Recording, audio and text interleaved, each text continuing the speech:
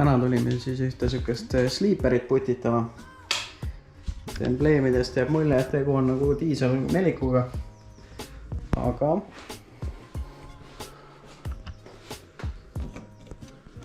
kuna me diislitega ei tegele, siis vaatab siit kapoti alt vastu 2.7 biturbo. Et see on siuke projekt, mida ma olen tegelikult ammu nokitsenud. Ammu aega tagasi on ta valmis saanud. Aga nüüd on üks turbodest katki. Sellest projektist, mida huvitavat veel rääkida, ongi, et tegu oli tehase poolt siis diisel 4-kuga automaatkastiga. Peale läks siis 2.7 biturbo ja automaatkasti me alles ei jätnud. Tegime tast manuaali. Külge läks siis ikka 0.1 6 manuaal. Käsitsi saab käike lapata. Ja tänase operatsiooni mõte ongi siis parempoolne turbo ära vahetada. Ma panen siia ühe klipi ka, mis tal viga on. Millegi pärast putter tuli otsast lahti. Ja siis lapiks ta kokku. Nüüd labad on ka, ma näen puts. Hetkel olen siis järjega radika tühjendamise juures. Stanged ja tuled on juba ära võetud. Nüüd ootaks, et see kõik tühjaks jookseb. Siis järgmisena võtan rooli või muli välja. Ja siis on juba radiaatori koos raami käest ära tõsta ja asuda mootori ümbert ülejäänud torusid lahti päästma. Nii, need on siis esiots seest ära tõstetud.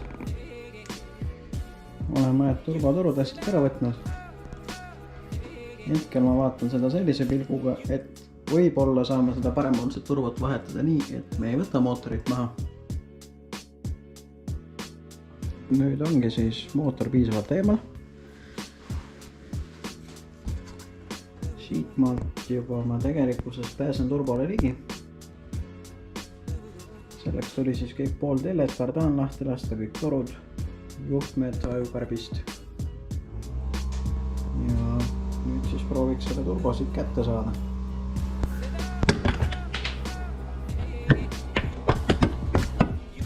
Nüüd ma siis näitan teile, miks see turbo nüüd halb oli.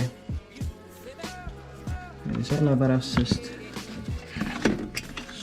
siis nagu väga palju õli ei olnud. Ja üsna puhas, aga siit silla tala peal on siis kõik see õli, mis voolas turbost välja. Nagu näha, see on siin sees on õlivann.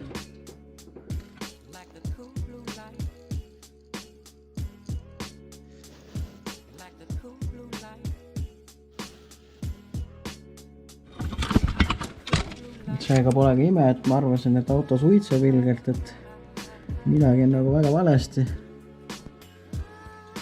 Ühesõnaga see õlikogus seletab seda meeletut suitsu. Nüüd mul on vaja ta siit vahelt veel välja ukerdada ja siis saame asuda juba teist paigaldama. Vana turbo on siis siin maas. Siit küljest võtsin ära need liitmikud, mis tarvis oli, tõssin uue külge ümber. Mootor on ka nüüd tagasi peal.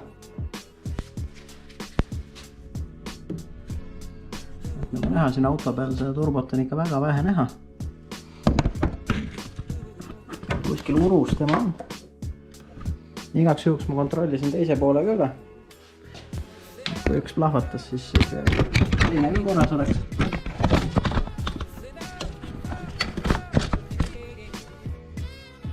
Taga kaugusest on. Katsusin üle, kõik on korras. Hetkel paigaldangi siis mootori patjade polte, kastipadjad kinni. Siis tuleks teljed, kardaan kinni panna ja siis saab hakata siit eest juba juppe tagasi panema. Olen siis komplekteerimisega nii kaugele jõudnud, et puudu ongi vaid see ninaraam. Kõik ülejäänud asjad on küljes. Aju on veel vaja ka oma kasti panna ja pistikut sinna. Aga muus osas on põrand tükkidest tühi. See kuuleri lõdik läheb ninaraami külge.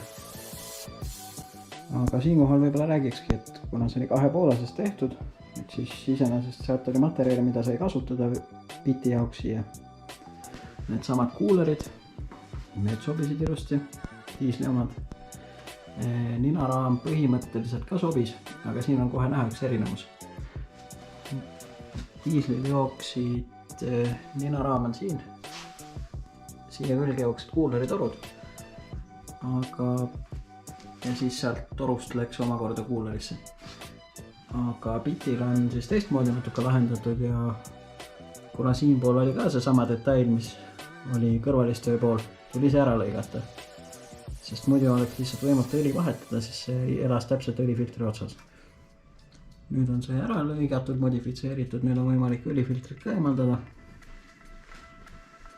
Et selline väike vahepala.